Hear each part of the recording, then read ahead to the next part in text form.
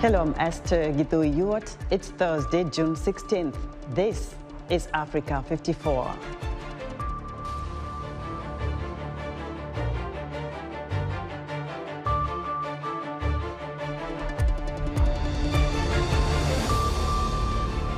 Public transportation grinds to a halt in Tunisia due to a strike, as workers demand a raise in salary and concessions on looming reforms. The ongoing drought devastating the Horn of Africa has hit Somalia the hardest, with hundreds of thousands of Somalis at risk of starvation. And with fuel price inflation causing alarm in South Africa, could a three-wheeled electric scooter ease the country's transportation woes?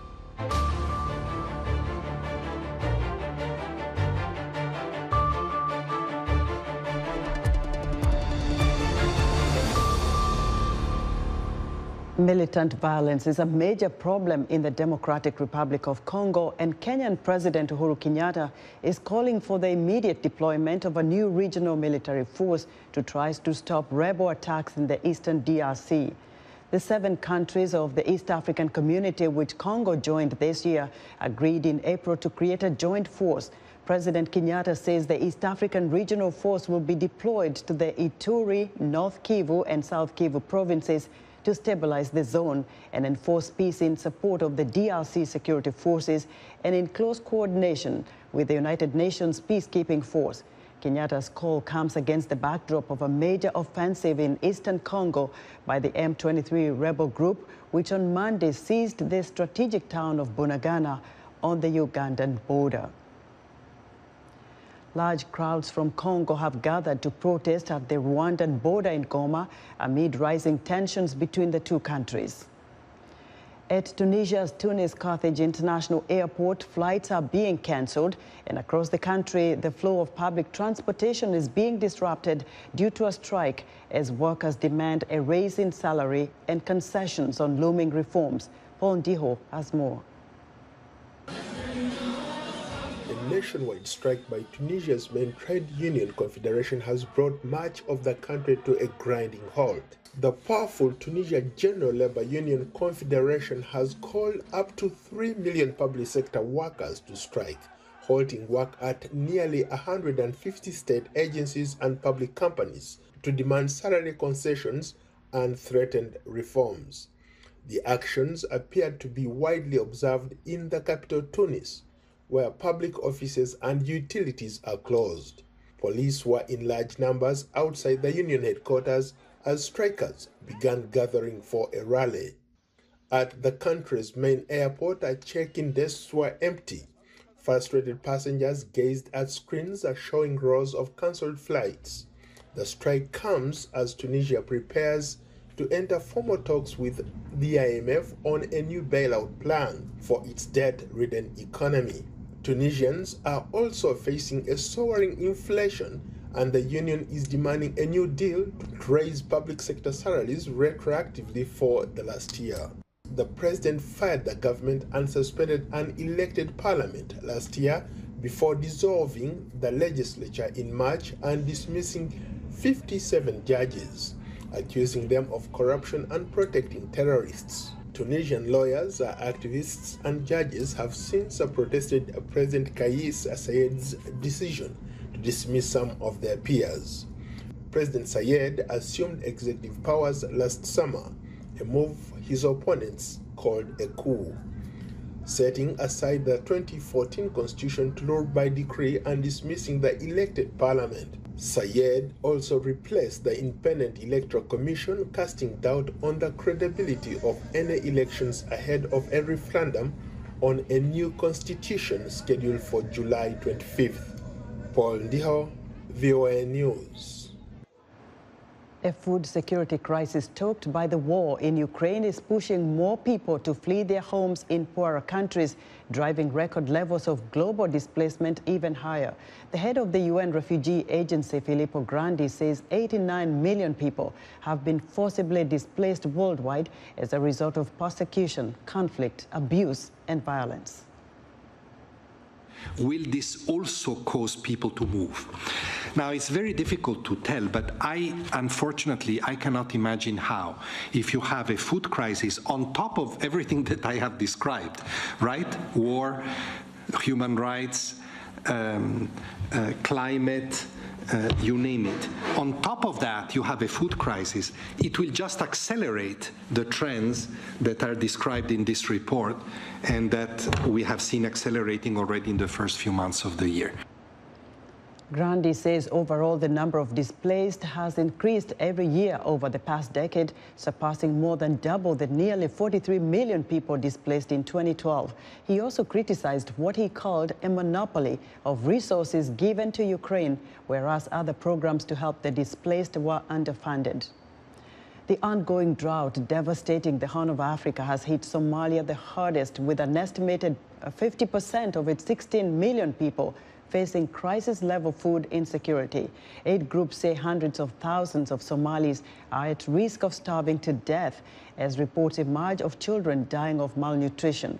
Mohammed Sheikh Noor reports from Mogadishu. This stabilization center for malnourished children in Somalia is run by an NGO, Action Against Hunger. It serves mostly poor women living in IDP camps on the outskirts of Mogadishu.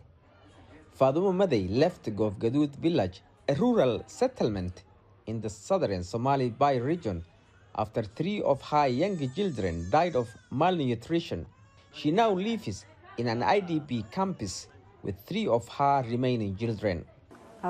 Before the drought, we had livestock and farms that grew crops, but the drought destroyed them all at once. I had 3 children who died from malnutrition, and the child on my lap is suffering severe malnutrition because of the ongoing hunger crisis. The large number of displaced women with malnourished children, mostly under the age of 5, is overwhelming for hospitals. Families escaping the ravages of drought from all regions of Somalia see Mogadishu as their only hope. Aisha Aden is from Sako town in Middle Juba. We cannot grow crops and our livestock have died. The situation of our children as well as our lives are in dire danger. May God be with us. Doctors say there is a risk of malnutrition that can cause more deaths if it is not addressed soon enough. Dr. Abdulrazak Yusuf works and supervises the malnutrition ward at the Martino Hospital, where he is also a director. He says there is a shortage of nutritional foods for children. They must be given a therapeutic diet such as milk with nutritional value for the vital strength required for malnourished children. The supplies that were donated to us by the United Nations are depleted now. Meanwhile, at an IDP camp just outside Mogadishu, women and their young children wait outside their makeshift shelters for help. And the campus caretaker says families in desperate need of help arrive daily. On a single day, 10 vans with displaced people can arrive. The next day, 4. Other days, we have no new arrivals. Every day has its own challenges. There is always something different. You can see families being dropped by vehicles all day, and they walk to this camp. That is the reality here. Aid groups say the Somali government lacks the capacity to mitigate the severe drought and malnutrition crisis. And without more help, the situation will grow even more grim for children. Mohammed Sheikh Noor for VOA News, Mogadishu. As inflation rises, the founder of West Africa's biggest food bank says more people are reaching out for help than ever before. Clara Frank has more. Gourmet chef Elijah Otto once worked in the high-end restaurants of Ghana's capital, Accra. But today, his patrons are those struggling to afford food. He's the founder of the Food for All Africa Food Bank. As West Africa's first and largest food bank, we building a model that transcends beyond what we do in Ghana, but as well serves as an encouragement, serves as a platform for other African countries to as well learn and build the food banking model there. And Otto says more people are reaching out to him for help than ever before. Inflation is spiraling in Ghana. The National Statistics Service says food and drink prices were up just over 30% year on year in May. That's exacerbating a situation in which, according to 2016 government data, at least 28% of people survive on less than $1 a day for food. People can fall on hard times, and I can tell you the number of requests we get daily from people who used to do so well, they've lost their job all of a sudden, and feeding has become a challenge. Otto's NGO, which is funded through donations, has distributed around 3 million meals since 2015. Roughly 40% of ingredients are unsold stock from supermarkets, wholesalers, and farmers that would otherwise end up in landfill. When food goes to waste, it's not just the food you've wasted. You've wasted money, you've wasted storage spaces, you've contributed to greenhouse emission. As well as the food bank, Otto started a school feeding program and organized bi-weekly food truck distributions in Accra's poorer neighborhoods. Clara Frank, VOA News. Veteran Ugandan opposition figure Kizza Besigye is behind bars again on Thursday. The 66-year-old was detained on Tuesday as he led a protest in downtown Kampala. He was charged with incitement to violence for his alleged role in leading demonstrations against high prices, which authorities say were held without permission. Chaos erupted in court when his supporters shouted, "Shame on you," at the magistrate, who declined pleas from Besigye's lawyers to release Besigye on bail. Besigye had recently spent nearly 2 weeks in jail on similar charges. He has been calling for tax cuts to offset inflation. In Senegal, hundreds of informal recyclers gather each day and sift through mountains of pungent trash at Dakar's massive main dump site and one of West Africa's largest. The recyclers are trying to survive from selling scraps of iron, aluminum and plastic. The trade continues to thrive despite a 2020 ban on single-use plastic and government efforts to formalize waste collection. A team of 120 people pick up around 3 tons of plastic per day. It is then chopped into smaller pieces, washed and sold to for 4 US cents per kilogram. Companies buy that plastic for between 8 and 13 cents per kilogram and then sell it to plastic producers. Let us know what you think about Africa 54 and all our VOA Africa programs on our website at voaafrica.com. In honor of Monday's World Refugee Day, Friday's entertainment report from Heather Maxwell will feature the Sierra Leone Refugee All-Stars. Still to come, an ambitious project in California is set to create a safe corridor for wildlife. We'll be right back.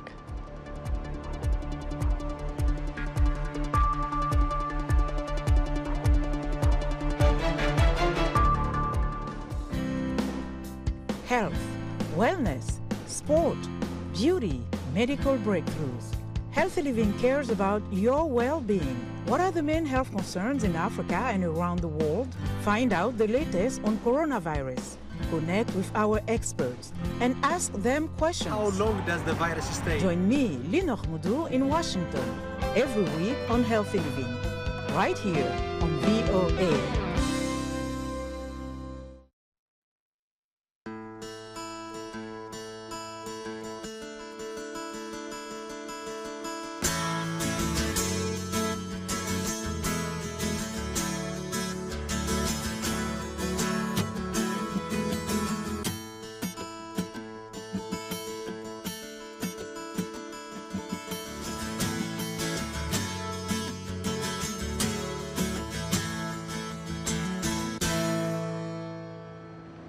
Welcome back to Africa 54. Ahmed Ogwell Omar, the acting director of Africa's top public health agency, says the continent has documented nearly 1,600 suspected cases of monkeypox since the start of 2022, and 66 have been fatal. Mashidiso Moeti, the WHO Africa Director, says Africa is procuring thousands of monkeypox tests and is working to ensure the continent has fair access to vaccines should the need arise. Monkeypox is a viral disease that causes flu-like symptoms and skin lesions and is endemic in parts of Africa. But this year, there has been an increase in cases both on the continent and in the rest of the world, rather. Moeti says 8 African countries have confirmed cases, including Nigeria, Cameroon, and the DRC, where it is endemic, but also in Benin and Ghana, where the virus is not normally found. The world's environment is celebrated each year in June. This year, the theme is Our Only Earth. The United Nations Information Center and Nigeria's Federal Ministry of Environment made a case for environmental sustainability in Abuja. The UN resident coordinator in Nigeria, Matthias Schmale, says everyone has the responsibility, including children, to protect the environment and safeguard the planet from further degradation. We get more in this report from Channels Television in Nigeria. This event is not only to mark the World Environment Day, but also to pass on the baton for the fight against environmental degradation to the next generation, as children from across schools in the FCT are also attending this year's commemorative event. The resident coordinator of the United Nations office admonishes them. Everyone can do something. You know, you don't need to be a supercharged CEO to protect the environment. Everyone has a responsibility, including children. And then, of course, another example of a global initiative is Act Now, Climate Action Superheroes. And I'm excited to see the work that's been done to try and localize this. This is another fancy word we use. Basically what that means from my perspective is to try and translate a global campaign into Nigeria. What does this mean in Nigeria? And I think many of you as kids have been involved in translating superheroes into Nigeria. And, you know, I can see Batman's not on it. At a separate event, the Ministry of Environment is commemorating the day and wants stakeholders to work together to meet the global goals for climate change. The COP26 in Glasgow last year, the COP26 coming up this year. Last week, there were meetings of European ministers in some parts of the world. At Denmark, we are all to look at the environment and see what we can do our best. Presently, from today, the Basel, Rotterdam, and Stockholm conventions already ongoing in Geneva. Already Bonn is also hosting some of our experts. As the world goes to the Climate Change Conference of Parties, COP27 in Egypt later this year, it is expected that major decisions on energy transfer and renewable sustainability projects will be taken. That report was filed by our affiliate Channels Television in Nigeria. U.S. President Joe Biden has signed an executive order aimed at combating controversial LGBTQI+ bills that have been introduced in state legislatures across America. Biden's order comes as the administration celebrates Pride Month. White House Bureau Chief Patsy Widakuswara reports. June is Pride Month in the United States, when LGBTQI+ people celebrate their communities and press for full equality. My presence here is a testament that we are fighting back.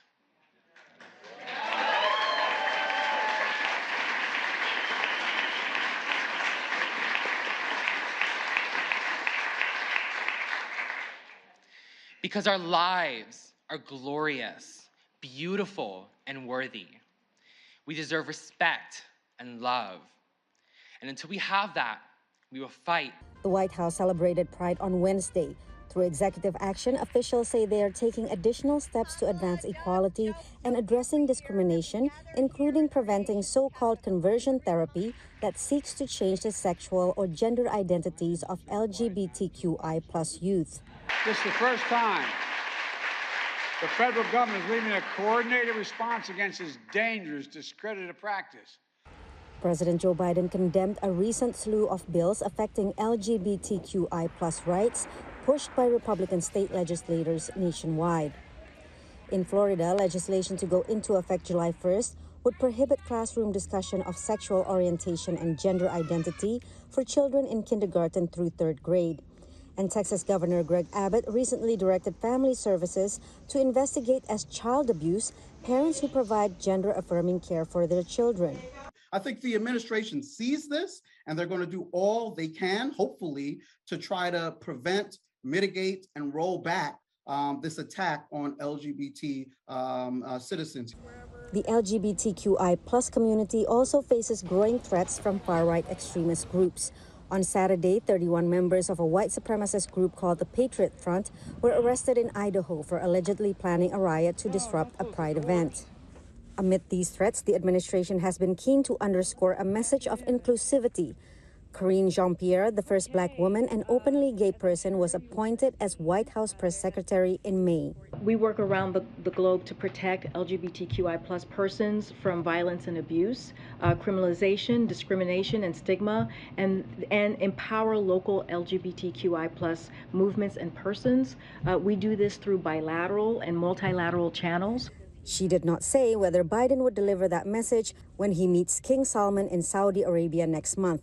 The kingdom's officials recently seized rainbow-colored toys and clothing from shops in the capital, Riyadh, as part of a crackdown on homosexuality. Patsy Widakuswara, VOA News at the White House. An ambitious project in California will create a wildlife bridge across a busy highway, providing a safe corridor for mountain lions and other species. As Mike O'Sullivan reports from Los Angeles, the effort aims to help animals hemmed in by growing cities. U.S. Route 101, a major commuter highway in California, passes through the roaming grounds of many animals, including mountain lions. Drivers, residents, and hikers seldom see the big cats, but they roam these hills. They're successfully reproducing and raising young, and they're staying elusive and pretty much out of sight from people. Even us researchers, when we know where they are, they have a radio collar, I have an antenna, I rarely see these cats in the wild. But mountain lions, also called pumas and cougars, face a problem. Highways are barriers for these solitary creatures, which need large swaths of land to track their prey and find mating opportunities. So we've documented close inbreeding, fathers breeding with daughters, granddaughters, and even great-granddaughters. And this has led to very low genetic diversity. Genetic diversity is so low that it could kill off the species in this region. The solution, a wildlife bridge covered with vegetation at this place called Liberty Canyon. Ground was broken on Earth Day, April 22nd, and construction of the 60-meter wildlife overpass will take 3 years. These animals deserve to have their habitat preserved, says another wildlife expert. From an ethical standpoint, a lot of these species, especially the ones that I study, we have records that they've been here since the Ice Age, and some of them outlived the Ice Age extinction. Including mountain lions, which have been in California for 30,000 years. The most famous is P22, a reclusive celebrity. P stands for Puma, and the National Park Service assigned the number. About 10 years ago, P22 left these mountains, crossed 2 freeways, and now roams Griffith Park, 1,700 hectares of terrain in the heart of Los Angeles, coexisting largely unseen with humans. You know, in any other state in this country, P22 would have been removed or killed immediately upon detection. Here, LA says yes to native wildlife, and we want this wildness among us. And now, you know, P22 is a folk hero who has his own, you know, P22 day in his honor. P22 was the face of a fund drive to create this $90 million vegetated crossing, which will also help coyotes and deer, small species such as lizards, and most elusive of all, the wide-ranging mountain lion. Mike O'Sullivan, VOA News, Los Angeles. With fuel price inflation causing alarm in South Africa, Fezile Dlamini proposes an alternative solution, a three-wheel electric scooter. Francesca Lina has more. How should you get around Johannesburg when fuel gets too pricey? Go electric in one of these three-wheeled scooters, says the founder of Green Scooter, Fezile Dlamini. The company sells and leases the tuk-tuk-style electric scooters and also provides so-called last-mile home delivery services to small businesses. Green Scooter has sold or leased 60 vehicles since it launched in 2018. Dlamini says they're better for the environment compared to motorbikes and easier on the purse strings too, against a backdrop of soaring fuel prices in South Africa. The townships is a place for me that sits close to home, because when would the township ever have seen electric vehicles in it, actually operating, where people can use the vehicles to generate an income and take more money back home because they don't have those fossil fuel troubles. If you can contribute towards fixing it, if you can contribute towards empowering and elevating your own society, then that's why I'm doing it. I mean, it's a socially impactful business. Petrol and diesel prices have gone up by a third in the past 12 months and are forecast to accelerate further, prompting the country's treasury to extend cuts in fuel levies and the central bank to raise interest rates. Green Scooter's locally manufactured scooters can be charged from ordinary electric sockets. But South Africa has struggled with electricity shortages that sometimes result in planned power cuts or load shedding. Dlamini says it's a definite concern. Power is an issue. So it doesn't really directly affect me, but it does affect my sales, because when people think they'll have range anxiety, that, oh, what if I go to this place and there's no energy? You know, when I built the business in survival mode. And I always encourage it with all of my clients, is that always think in survival mode in the event that you may not have power in a particular day, or look at an alternative. He says users can mitigate the risk of running out of charge by purchasing a UPS or an uninterrupted power supply, which stores up electricity for later use. People are literally now using those, and they're taking power into their own hands, literally. That was Francesca Lina of Reuters reporting. And that's our show for today. Be sure to watch Africa 54 on our website at voaafrica.com. From all of us here in Washington, thank you for watching.